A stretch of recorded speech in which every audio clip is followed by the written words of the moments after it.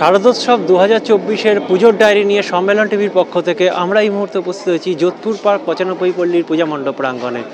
আমার সঙ্গে এই মুহূর্তে উপস্থিত হয়েছেন পুজো উদ্যোক্তাদের অন্যতম একজন সদস্য। সরাসরি চলে যাব তার কাছে।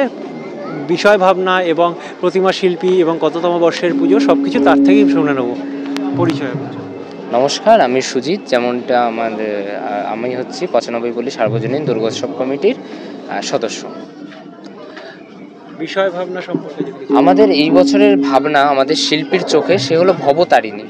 ভবতারিণী আমাদের দক্ষিণেশ্বরের মাকে আমরা পুজো করি ভবতারিণী রূপে। সেরকমই শিল্পী চেয়েছেন ভবতারিণীর কাছে আমরা গিয়ে আমাদের মনের ইচ্ছা জানাই, আমাদের মনের ইচ্ছের কথা বলি। সেরকমই আমাদের এই দশকে এক অনন্য ইচ্ছে, সেই ইচ্ছে হলো মানুষের ভিতর থেকে আমিত্ববোধ, যে মানুষকে অসুরে পরিণত করেছে, মানুষ সব কিছুতে নিজেকে খুঁজে পাচ্ছে, সে আমিত্ববোধ দূরীকরণ। সে আমিত্ববোধ দূরী করতে বা মানুষের এই নিজের সব কিছু নিজের মায়াজালে যে মানুষ আবদ্ধ, যে সব কিছু তার নিজের, যেমন ক্ষমতা তার নিজের, ঘর বাড়ি সম্পত্তি মা বাবা থেকে শুরু করে সে কিছুকেই নিজের বলতে ছাড়ে না। তো এই নিজের বলা থেকেই মানুষ এখন অসুরে পরিণত হচ্ছেন। তো সেই মানুষের ভিতর থেকে আমিত্ববোধ বা এই নিজীকরণ যদি আমরা বলি দূর করতে আমাদের দরকার মাকে। একমাত্র মাই আসবেন ভবতারিণী রূপে মর্তে এসে মানুষের মধ্যে থেকে আমরা বলতে পারি অসুররূপী আমিত্ববোধ এটাকে দূর করতে পারবেন। আপনাদের কততম বর্ষে পদার্পণ? এই বছর আমাদের পুজো 75তম বর্ষে পদার্পণ করেছে। এবছরে বিশেষ আকর্ষণ বা সামাজিক কাজকর্ম কিছু থাকছে পুজো চলাকালীন? সব থেকে বড় কথা হলো আমরা এই বছরে যে ঘটনাটার সম্মুখীন হয়েছে আমরা সবাই জানি, একটা খুব খারাপ বা আমি যদি বলতে পারি কালো একটা বছর হিসাবেই আমি ডিনোট করছি। সেই কারণে আমাদের সব থেকে আগে যেটা প্রায়োরিটি ছিল, সামাজিক কর্মেরও আগে যেটা প্রায়োরিটি ছিল, সেটা হচ্ছে সিকিউরিটি।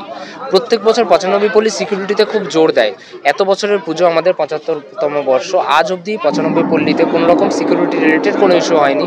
বাট স্টিল আমরা সেটা মাথায় রেখে পাঁচজন করে মহিলা সিকিউরিটি মণ্ডপে বলেছি।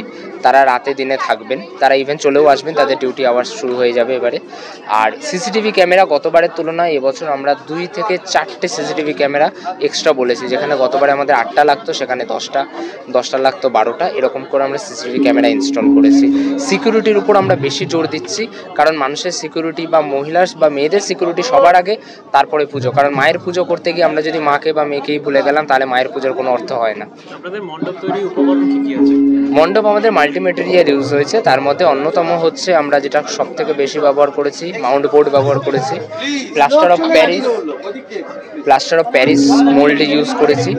এছাড়াও আমরা ব্যবহার করেছি কাঠ, টিন, মোটামুটি পুরোটাই হচ্ছে হয় বায়োডিগ্রেডেবল মেটেরিয়াল ইউজ করেছি, আদারওয়াইজ সেটা রিউজেবল মেটেরিয়াল, যেমন টিন, লোহার স্ট্রাকচার, এগুলো রিউজেবল আমাদের। অসংখ্য ধন্যবাদ।